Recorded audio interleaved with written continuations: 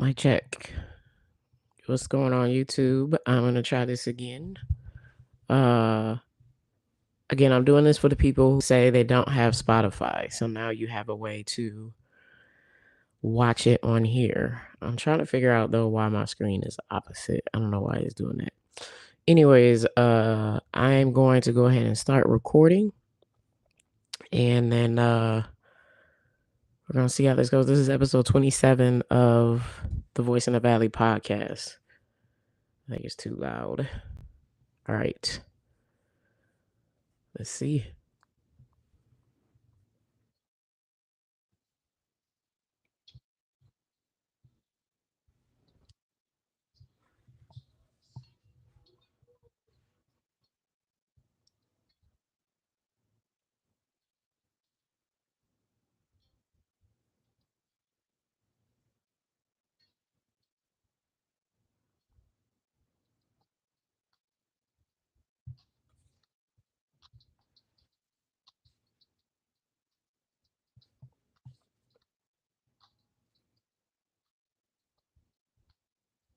Hey, what's up? What's going on? Welcome back to bruh. It's not even recording.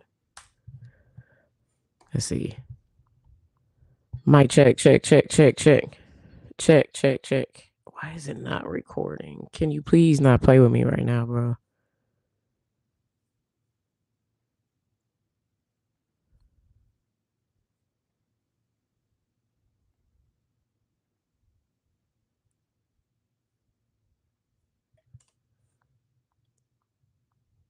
Check, check.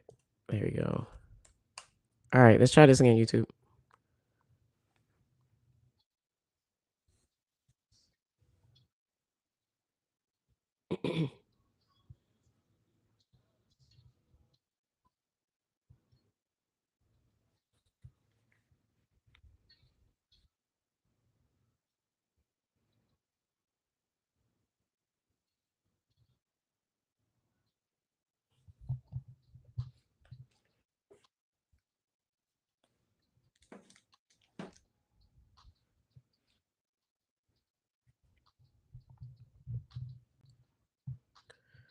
Hey, what's going on? Welcome back to another episode of the Voice in the Valley podcast with myself, Tara J, aka Dr. Armstead.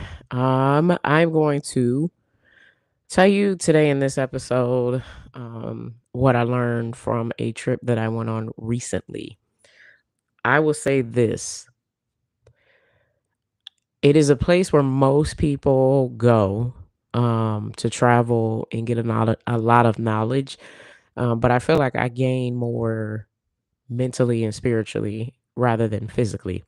But anyways, uh, it is the summertime. I think my last episode I said I'm officially on summer break, which is good. If you're a teacher, you completely understand why. But leading up to this trip, there was so much stuff going on. I had my son's graduation, I had my son's graduation dinner. I had just a lot of not I don't want to say anxiety, but I had a lot of like mental stuff going on. Uh just basically spiritual warfare. I'm involved in doing various things and sometimes they all hit at the same time. I started off my backpack school supply drive a little late, and so I tried to push it out there. And I don't know if I got any views or anything for people to see to try to help out. So it was just a lot of stuff going on before I went on this trip. And this trip is supposed to be obviously my son's graduation trip. This is where he chose to go. And you know how sometimes when you have a trip coming up and it's supposed to be a vacation, you're like so consumed with making sure that you're packed, that you have everything together, that you get to the airport on time, that you get the rental car squared away and all that, that it's almost like you start the trip and you're anxious.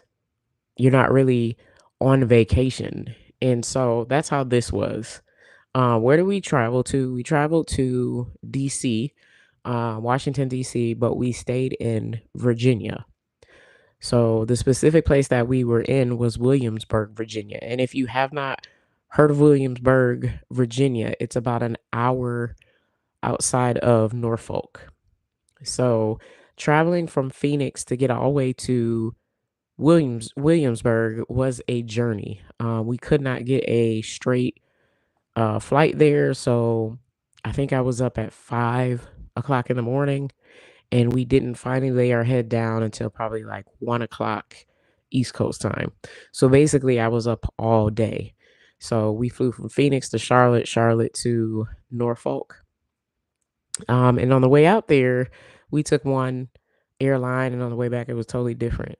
No major issues with turbulence. If you know me, if you paid attention to me any amount of time, you know that I don't have a problem with traveling and flying at all. I just don't like the turbulence because I feel like people describe it, oh, it's fun. It's a roller coaster. No, it is not a roller coaster to me. I feel like I'm about to fall out of the sky in this metal seat that is not made to protect me. So there was none of that. Thank you, Lord. And once we got there, we stayed in this amazing timeshare. My parents have a timeshare. So all of that was good. But eventually, reality hit while we were on vacation. Number one, I forgot how humid it is on the East Coast this time of year. I mean, I looked at the weather and it was like 80 something or high 70s, low 80s. And I'm thinking, oh, this is going to be a break from the Phoenix weather because we were already in the triple digits. But then I forgot how much the humidity makes that heat worse. So I was sweating all over the place. I was thirsty and we were out all day. So we didn't eat. And I do pretty good when I go a long time without eating. But when you add in tired, not eating, and lost at one point, I definitely failed on the patience fruit. Um, the first day that we were there, we ended up driving to DC from Norfolk. And again, if you don't know this area, then you don't realize, just like I didn't realize, that DC, Washington, DC, is 2.5 hours away from Norfolk. So on this trip, we drove to DC and back twice. The first day we went to the Smithsonian uh, Museum of African American History. And we didn't realize it was 2.5 hours away. So to put that in perspective, it's like driving from Atlanta to Birmingham, Alabama, and back in one day. I wouldn't say it's like driving from Phoenix to Tucson because there's a certain point on the I-10 here in Arizona where it's a straight shot. Just imagine getting on the road and driving from Atlanta to Birmingham and being in traffic that whole entire time. That's how it was. So when the family got to Washington, D.C., we had to figure out where we're going to park. And this is like, it's like a trigger for me because I don't like downtown areas. I don't even like going to downtown Phoenix because there's one-way streets and this turns into that and da da da da. Da. So we figured that out and we got to this museum.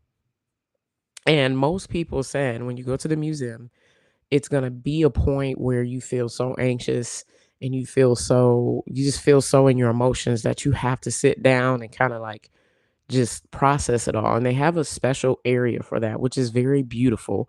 It's this waterfall that's coming out of the ceiling. But I didn't get to that point.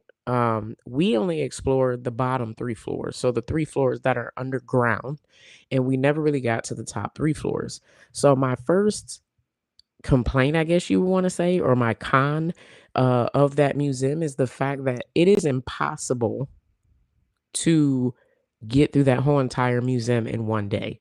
There's floors below, then there's the lobby, and then there's 3 floors above. There's no way, if that place opens at 9 o'clock and closes at 5, that you can explore all 6 of those floors, plus eat at the restaurant where they have soul food and all that. It's impossible. So when we were there, this is where I said I got something out of it that was more spiritual than physical. Um, we were walking through, my parents went a different way than my son and I, and we're just walking through, reading the quotes and all that. Um, and the first irritant I had that kind of let me know that's something I need to work on is the fact that you have all these schools in this area. You have all these schools in Washington for whatever reason right now, and you have tons of young kids and teenagers running through this museum. If they're not running, they're walking in front of you as you're reading, or they're making jokes about the historical stuff that's there, or you hear these young people saying this is too much to read. Um, I can't read that much. This is boring. Oh, look at that. They look like just making jokes and making a mockery of this very historical place. And the reason it hit me is because I felt immediately like we don't do a good job or a good enough job in American education of teaching young people the importance of learning. Obviously, any museum you go into, there's going to be a lot of reading. I've yet to go to a museum, with maybe the exception of the musical instrument museum here in Phoenix, but most museums you're going to have to read. They're going to have historical artifacts, but it's not like you can walk up to them and know what they are. You have to read the text that's next to it. And so to hear them talk about this is too much reading and making jokes, I felt like as an educator, it was like, have we failed these young people? Like, how are they in this very historical, monumental place? And instead of learning through reading, they just want to walk through and look at certain things and crack jokes on what looks funny to them. Like, I feel like, what are we doing as a system that even in a museum that is geared toward the very foundational history of this country, the reason why they don't want to learn it is not because it's too heavy, it's not because it's too much, it's because I don't want to read. And so that made me think about, okay, when this next school year starts, what do I need to do as a teacher standing in the classroom, even though I teach specifically math right now? Keyword right now, because I don't know where God is going to lead me. But even though I'm teaching math, what can I do as an educator to make reading and learning in this aspect cool? Because at one point I was like, what is the point of y'all being here if you don't want to read? Like, why are you here if you're not even trying to learn this stuff? And it's the same thoughts that we have when we have these children in our classroom. So fast forward, we got through 3 floors. I believe we got there about 2:30, 3 o'clock, and they closed at 5. And we only got through the 3 floors below, which started with the transatlantic slave trade, and then to almost like the post Jim Crow. And one of the things that I took from it is the importance of recognizing that when you learn about other people, and whether they were people who did some very cruel things to other human beings or not, it should not create a hatred in you for those people. They had a Holocaust museum, but I didn't go to it because dang it.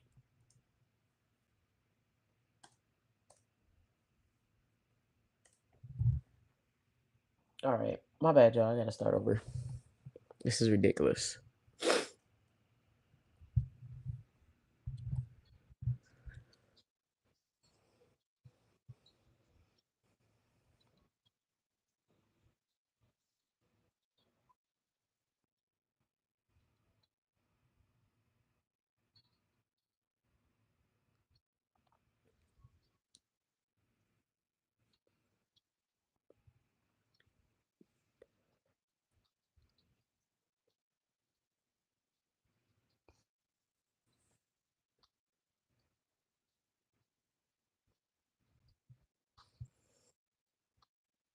Hey, what's up? Welcome back to another episode of the Voice in the Valley podcast with myself, Tara J, aka Dr. Armstead.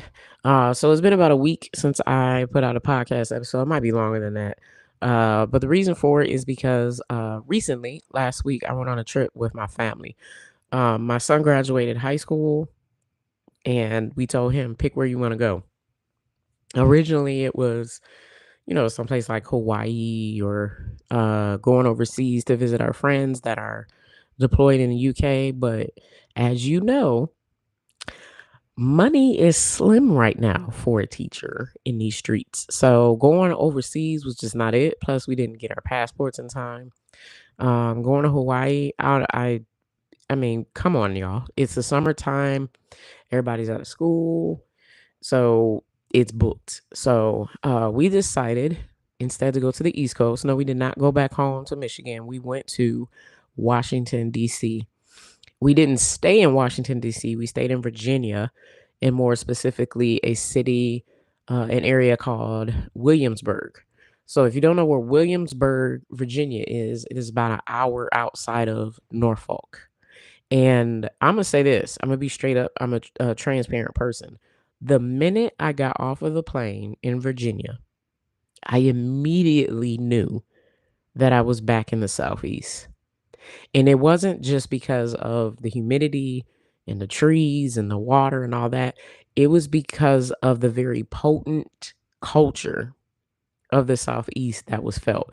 It was almost like being in on the West Coast all this time, I forgot how much the Southeast is a cesspool of toxicity. There were people that were rude, uh, not only in like in your face and verbal, but like on the road. And so I knew immediately, I was like, okay, I got to kick back into this mode of when I used to live in Georgia. So, anyways, we stayed in Williamsburg, Virginia, and the first day we took a trip to the Smithsonian. I think it's called the Smithsonian National Museum of African American History. If I'm wrong, I'm wrong. I don't want to get into the details of it, but I'm gonna just say my first thing is number one, they need to stay open later than 5 o'clock. Um, and number two, they need to let people know that it is impossible to get through the entire museum in one day. So the way that it's set up is there's a lobby and there's 3 floors below that lobby, starting back with the transatlantic slave trade and then ending with like right after Jim Crow laws and stuff like that, MLK Jr. And then there's 3 floors above it that talk about music, entertainment, and how the culture of Black people has like heavily influenced this country.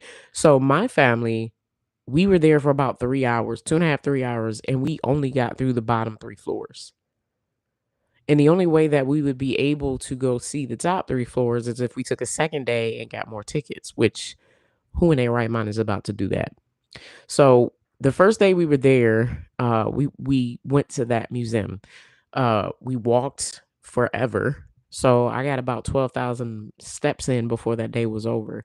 And a lot of people would assume when you go to a museum like this that you would walk away with a hatred for individuals who are not black.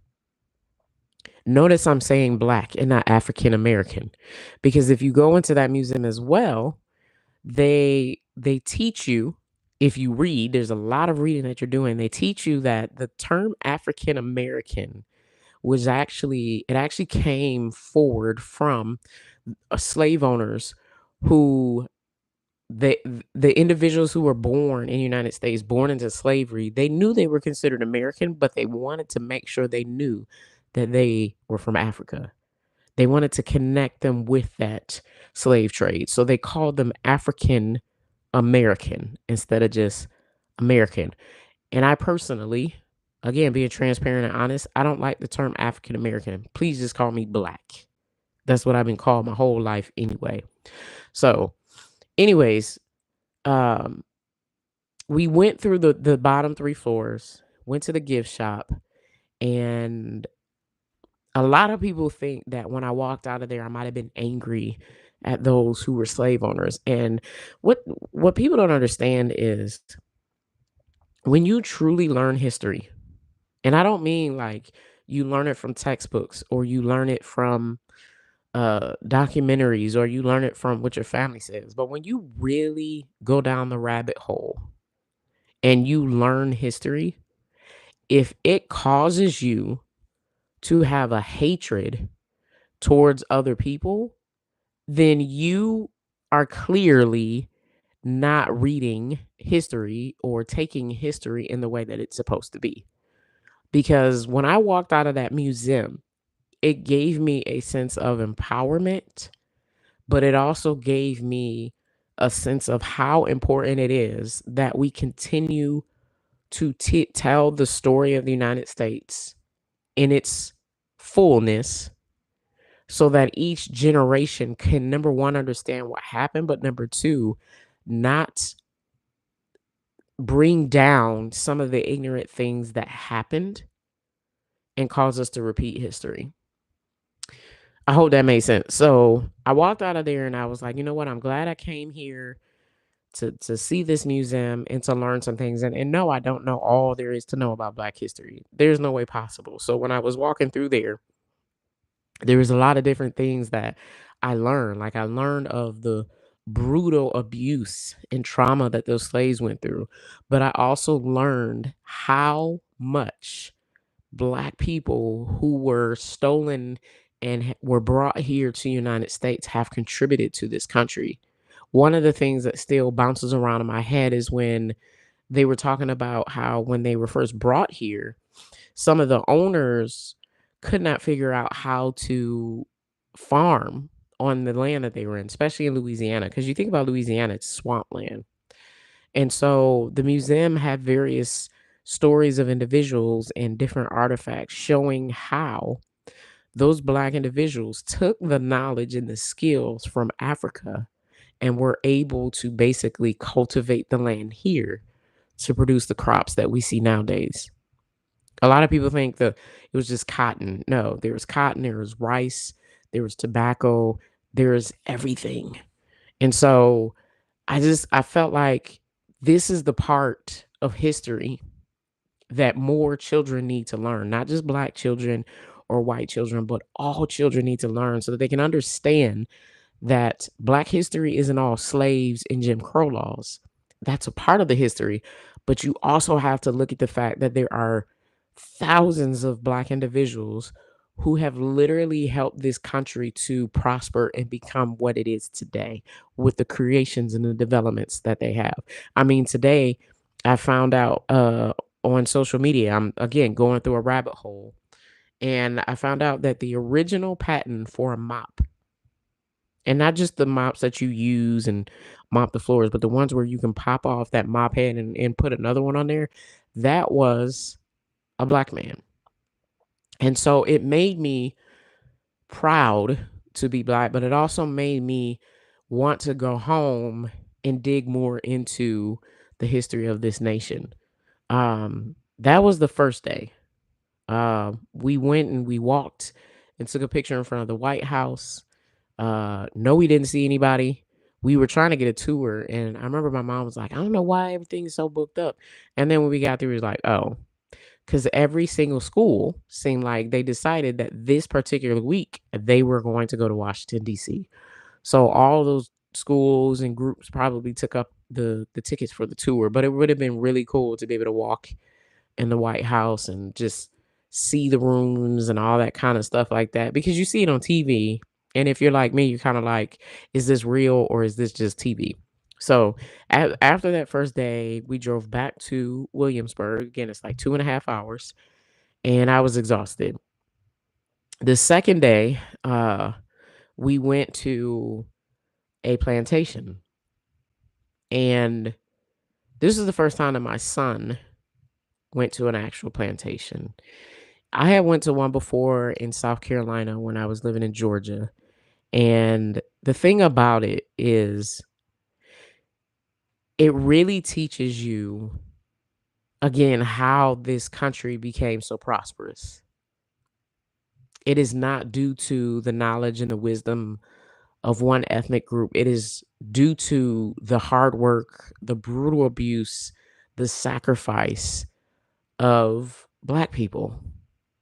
And so standing on that plantation and learning about their names and all that, when we left there, we passed a street Actually, no, it was before then. When we were at the museum, they mentioned a guy by the name of James Armstead, and he spelled his name with an I. So a lot of people say Armistead, and no. I learned too that Armstead and Armistead are the same when you pronounce it. It's just people spell it different. So when we left that plantation, we were it was the Berkeley plantation. So we were just like, okay, so I wonder about this Armstead. And we found out that there's an Armstead Avenue in Williamsburg, and that Armstead Avenue is there because there was an Armstead plantation, and James Armstead was at that plantation. And so we dug further into that and looked at my father's ancestry results, and we found that where my father's ancestry originates is likely where James Armstead did. So again, this trip didn't make me hate anybody. It made me, number one, more of a nerd, but it also made me question, like, what are we doing in education that we don't present these things, whether it's history or math or science or reading? What is it that we are missing to the point where we don't present these things to young people in a way that makes them want to do like myself and nerd out and learn more? Because if you learn where you come from and you learn where the country or your city has developed from, it makes other things make sense. Like now it makes sense why when I was digging into where my father's people come from, and they're the Yoruba people out of Nigeria in that area, it makes sense now why he has a very mathematical mind and a very artist creative mind, and why I'm creative in various ways, because that was the culture of that group of people. So again, if you are learning something and it doesn't make you want to go down a rabbit hole and learn more and dig into it more, you're not really learning. You're just kind of taking information from somebody, trusting that the information they're giving you is true, and that's it. So the third day, we went back to DC. Again, 2.5 hours there, 2.5 hours back, and we explored everything else. The typical stuff that everybody says. Oh, you go over here, you see this monument, that monument, blah blah blah blah blah blah blah. And we went to the Arlington Cemetery and the Tomb of the Unknown Soldier, and I thought I would be good in the Arlington Cemetery. Um, but I definitely was not. And I don't mean I was angry, I was crying, but if you ever go to Washington, D.C., and you go to the Arlington Cemetery and you see all of those headstones, thousands of headstones of individuals who lost their lives in whatever branch of the United States military, you will understand the reason why it was so somber and why it was so like sad. Like, wow, this is a lot of people who made the ultimate sacrifice of fighting for this country.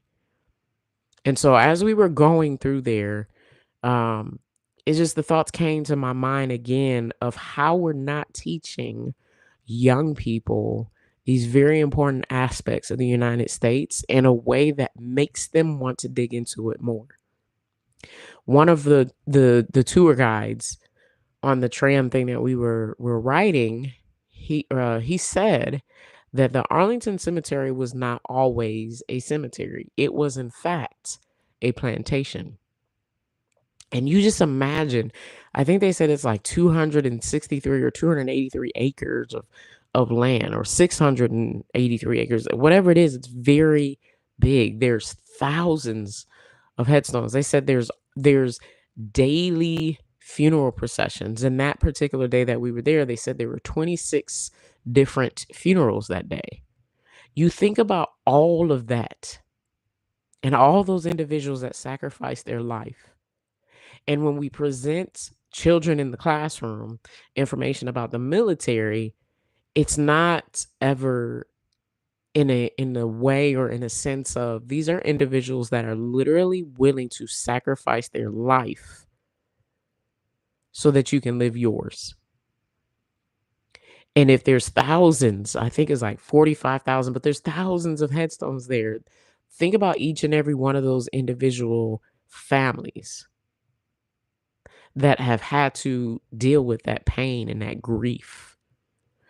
Like, it made me go home and then look at more, individuals when they end up receiving that wrapped flag when somebody knocks on their door and you see them just break down. It made me think about my friends who are deployed over in the UK right now. Like, they're making a sacrifice that I could never imagine. And not only just like being away from their families and stuff like that, but also like they're literally willing to lay down their life so that you can live yours. And I know most time when people talk about they get into the scripture where Jesus says, the ultimate sacrifice is, somebody laying down their life for their friends. But it's just I don't think young people understand the severity or the seriousness of that. Because there were young people on the train, or not train, tram with us, and they were just talking. They weren't even really paying attention. And it's sad because just like uh the Black History Museum. They're walking through the halls, they're talking, they're joking, and oh, this is too much reading. I don't want to do this. And it's like they don't understand that these are real people. These are not just stories. These aren't just fairy tales. Like, this is real information. And so again, I asked and I wondered, like, what are we doing in US education that we're not hammering that point home at an earlier age with young people, that when we're teaching you this stuff about history, these are real people in real lives. This isn't just something somebody's making up. Because even myself, when I was younger, I didn't pay attention to history class. I was like, why do I need to know something that happened like 150 years ago when I wasn't even a thought? But now I understand that the reason I need to learn that stuff, the reason I need to pay attention to it, is because once I learn that and I go down the rabbit hole and gain that knowledge for that, it will make current present day things make sense. And then it will help me to understand myself better. So that was the third day. Um and then, the one of the last days that we were there, I was supposed to meet up with a friend in Baltimore, but then I found out that that's 3.5 hours from Norfolk. And I was like, yeah, I don't think I want to do that because it'll be fun driving there, but then you got to drive back home. So we went to Virginia Beach, and I've been to different beaches, hung out, but again, I forgot how crappy that humidity is on the East Coast. So we went to Virginia Beach, we're walking over there. It was so hot. It was unbelievably humid, and there was rain coming in. And as we walked on the beach, we saw people playing soccer. And I was like, I have never seen people play soccer on a beach before. Like, doesn't that tear up your ankles because you can't wear cleats? Nobody had on shin guards. Like, I'm so used to seeing people playing volleyball or throwing a football, but I've never seen anybody playing soccer. And so there were multiple games going on.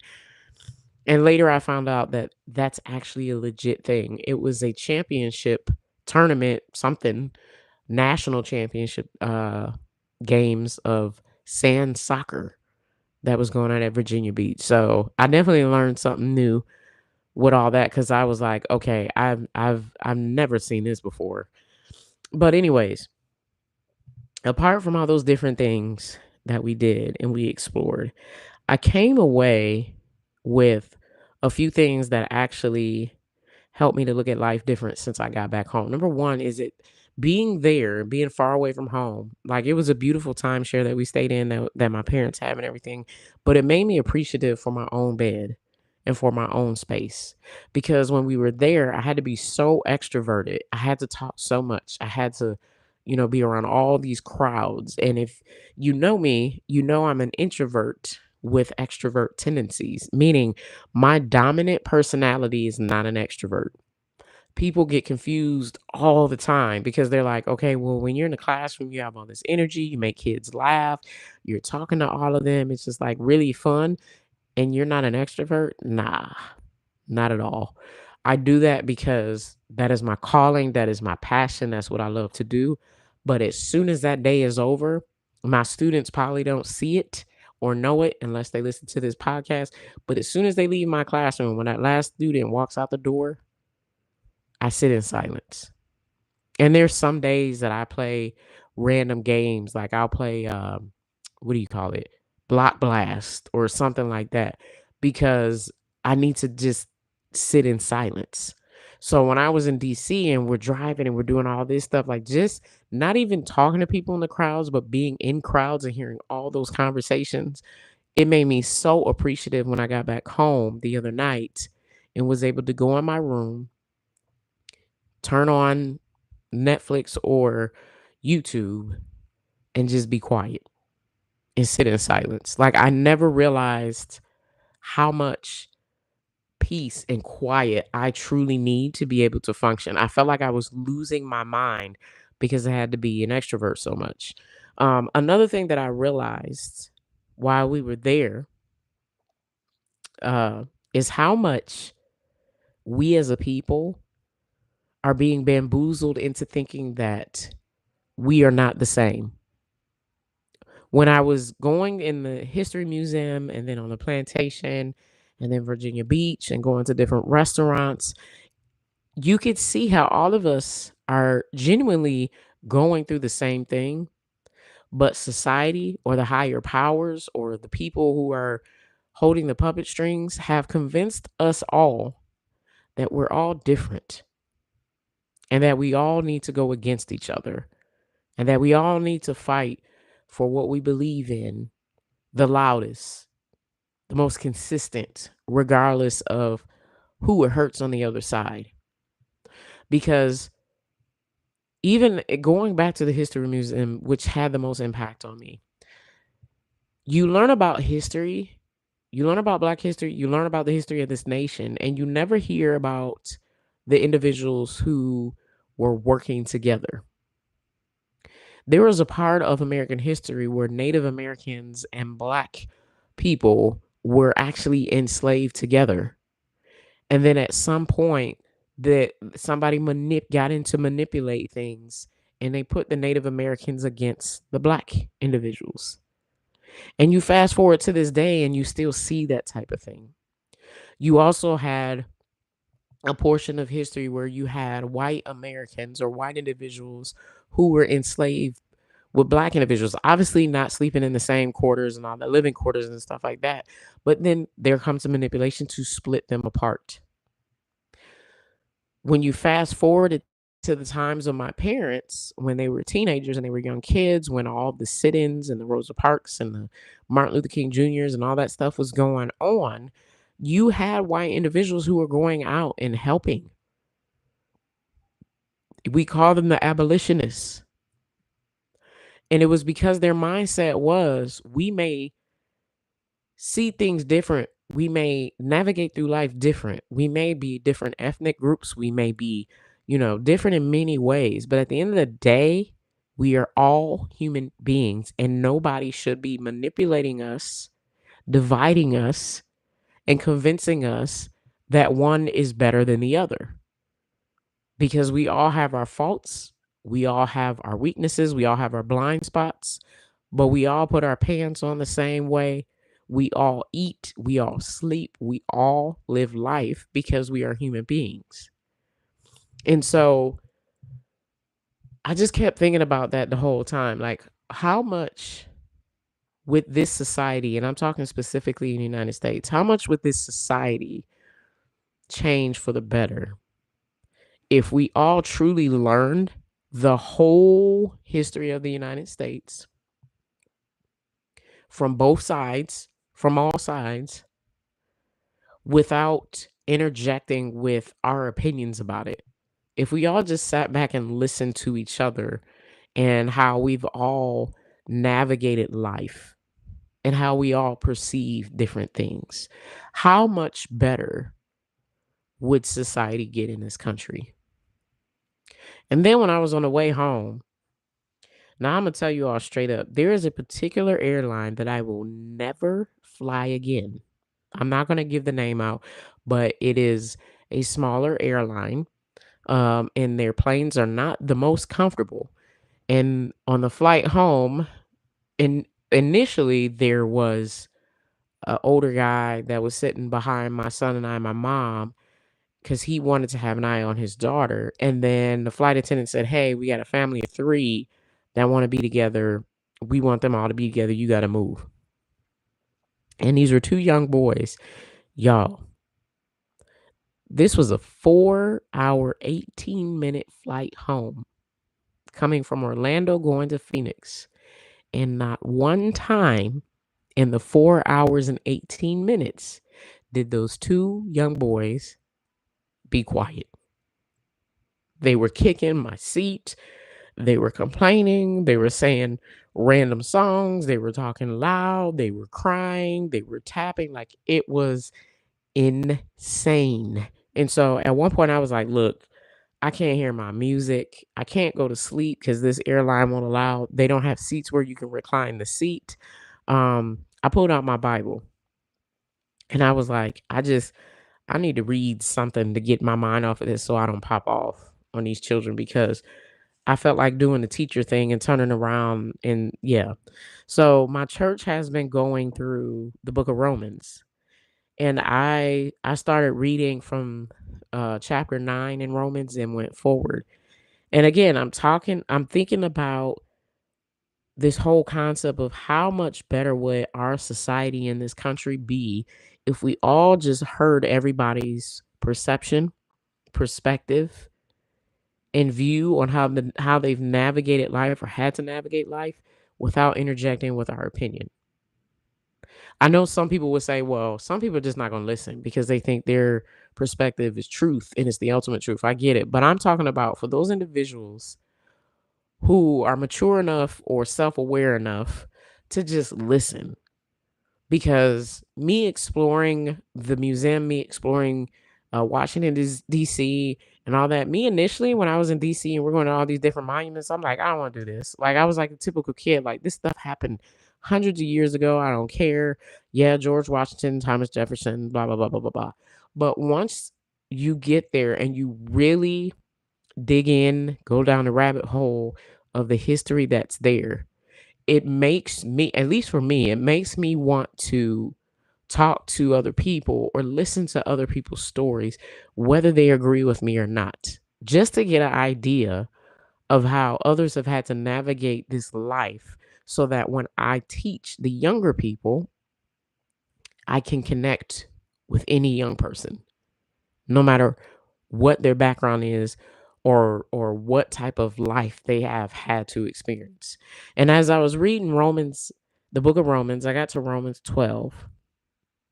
And I'm going to read this. I'm probably not going to read the whole entire chapter. But it's Romans 12 starting at verse 3. And it says, "For by the grace given me, I say to every one of you, do not think of yourself more highly than you ought, but rather think of yourself with sober judgment, in accordance with the faith God has distributed to each of you. For just as each of us has one body with many members, and these members do not all have the same function, so in Christ, we, though many, form one body, and each member belongs to all others. We have different gifts according to the grace given to each of us. If your gift is prophesying, then prophesy in accordance with your faith. If it is serving, then serve. If it is teaching, then teach. If it is to encourage, then give encouragement. If it is giving, then give generously. If it is to lead, do it diligently.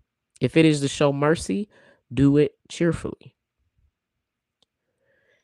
And the reason I read that first is because Romans 1 and 2 speaks about why we should humble ourselves and not think of ourselves higher than we ought to. Romans 12, 1 and 2 says, "Therefore, I urge you, brothers and sisters, in view of God's mercy, to offer your bodies as a living sacrifice." And sacrifice, again, is selfless dedication. You are willingly giving up something valuable or important to you for the sake of others or the greater good. It continues and says, holy and pleasing to God, this is your true and proper worship. Do not conform to the pattern of this world, but be transformed by the renewing of your mind. Then you will be able to test and approve what God's will is, his good, pleasing, and perfect will. So, what the heck does this have to do with my trip to DC? DC taught me that despite the very dark history that this country has, and sometimes we still see repeated, it is because of the fact, number one, that we live in a very fallen, evil world. But number two, it's because of the fact that this world teaches everyone that you only need to pay attention to, talk to, be associated with those who see life from the same perspective as you do. So if they see it differently than you, if their life has been different than yours, you may communicate with them, but this world does not teach you to do it without judgment, to not interject with your opinion. And because of that, that's why we have a very dark history in this country. That's the reason why people don't want to go to that museum in Washington, D.C. That's why people like myself prior to this trip didn't want to hear about the quote unquote founding fathers. Because in my mind, their life was much different than mine. They didn't have to go through what I went or what I go through now. They don't understand things the way that I do. So what I need to sit here and learn this for? Why do I need to learn the presidents of the United States? 20 years from now, it's not going to matter. But when you learn the history of something, or even if you want to make it more personal, when you learn about your lineage, your bloodline, where your family has come from, and you don't interject with your opinion, you recognize that you are no better than them. They are broken people, confused people, trying to figure out who they are, while at the same time of being on that journey, making mistakes that possibly hurt other individuals and damage them for a lifetime.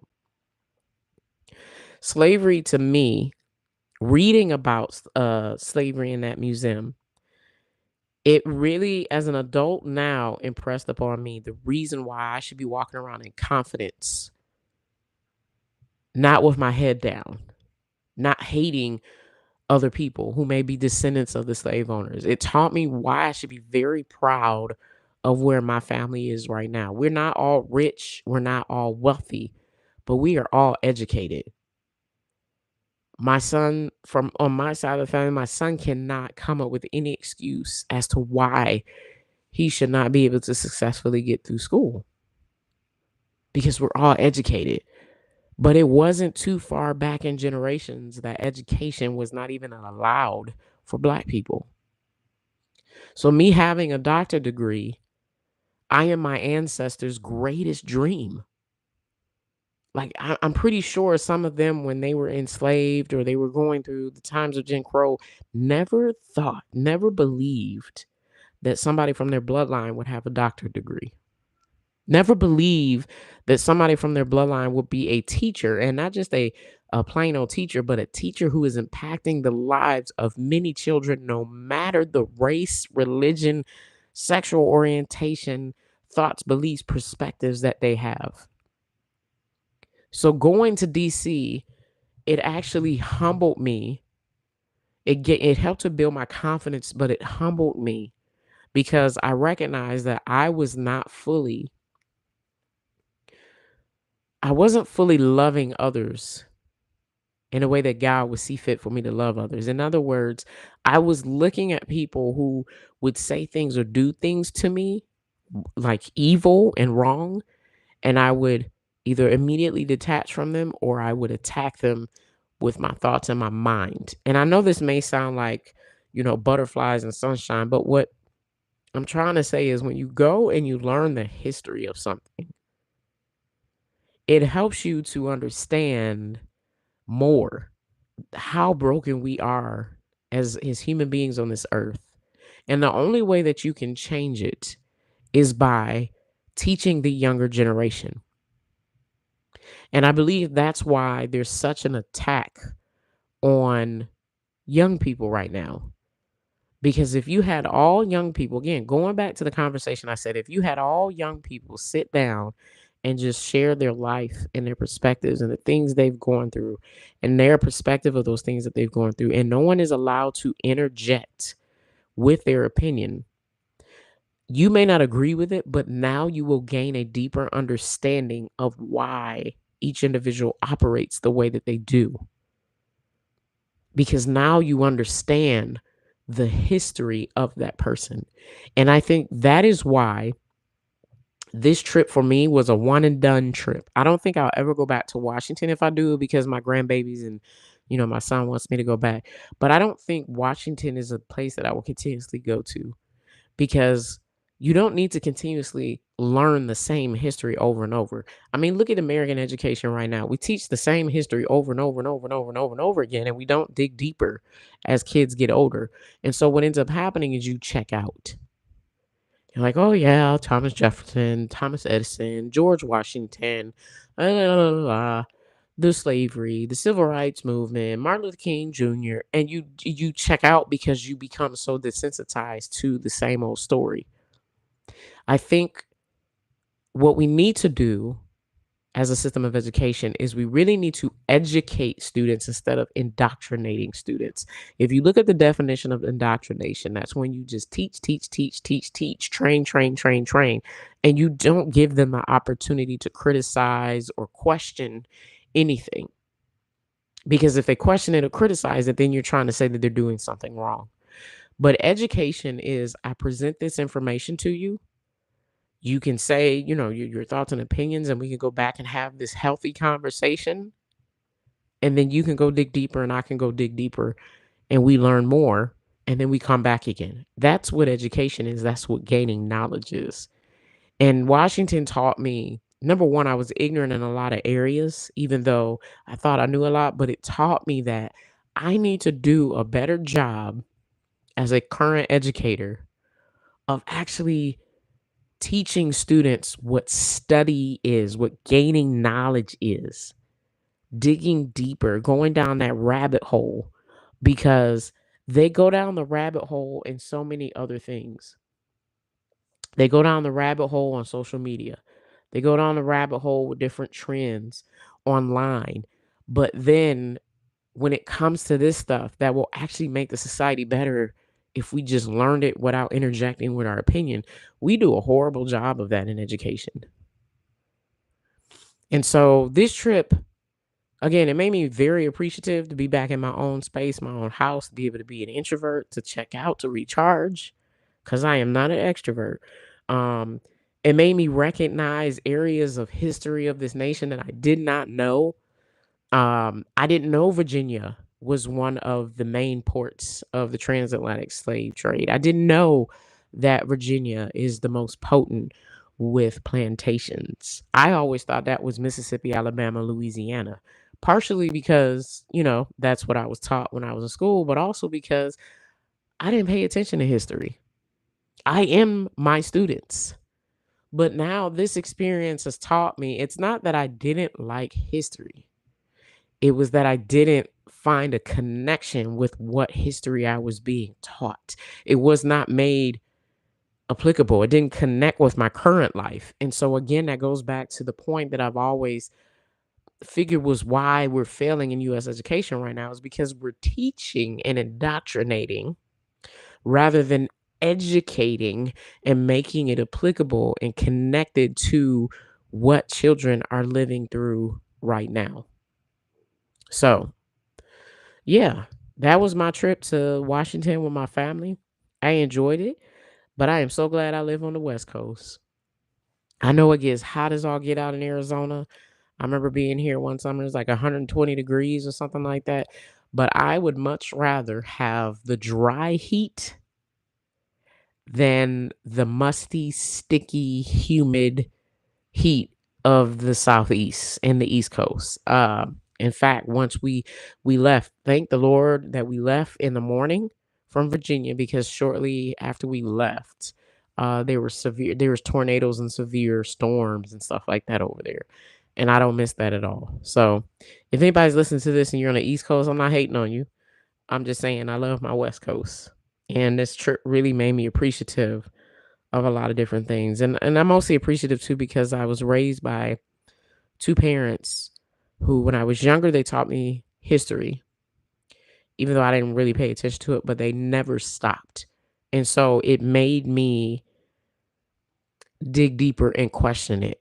And so now my task is to dig deeper into this Armstead plantation, James Armstead, and all the Armsteads that were here in the United States that migrated over to Montgomery and Birmingham, Alabama, so that I can find out more of my people.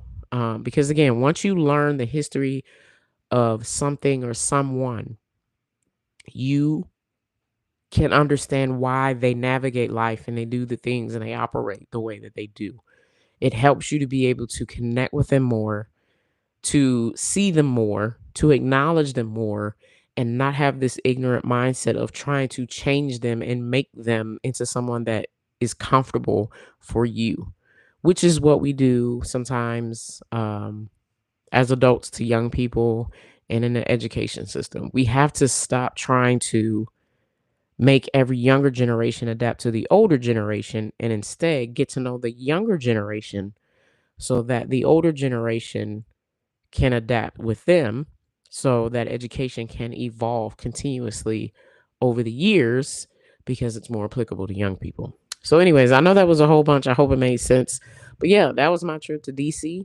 Also, Norfolk, Virginia, uh, Williamsburg. I didn't know anything about Virginia. That was my first time being in Virginia. Like I said, it's one and done. If I go back to Virginia, it'll be Virginia Beach. Um, I kind of like civilization. I got kinfolk in the southeast, but being that I grew up in the city and stuff like that, I don't know if I can live that life. I'm not about that life. But anyways, I hope you guys enjoyed this podcast and some of the things that I was talking about in this episode. If you did, please go ahead and like and subscribe so you get notifications of new episodes. Share it with somebody. If you would like, hit me back, send a comment, or hit me up on social media. Give me your thoughts and opinions on this. Hopefully, if you have not been to the Smithsonian Museum of African American History, you will go to that and check it out. And hopefully, this made you think about history a lot different. History is only boring if you are seeing it as regurgitated information from somebody. If you're seeing history as learning about the foundation of something to better understand it in its present day, then yeah, it'll make sense. But unfortunately, when I was a kid, it's not how it was taught to me. So I'm just trying to make it better for the younger generation. So, anyways, this is a long episode. I hope you guys enjoyed it. I appreciate you for listening. Please know that if nobody else said it to you today, I see you. I appreciate you and I love you. And I will talk to you next time.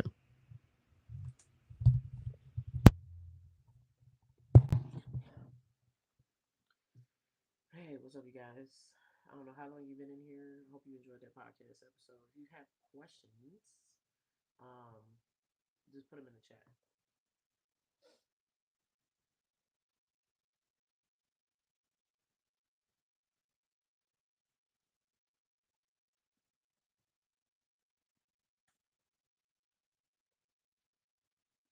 I have a feeling that this podcast episode specifically is going to make some people mad because they're not understanding what I'm saying about the history of this country.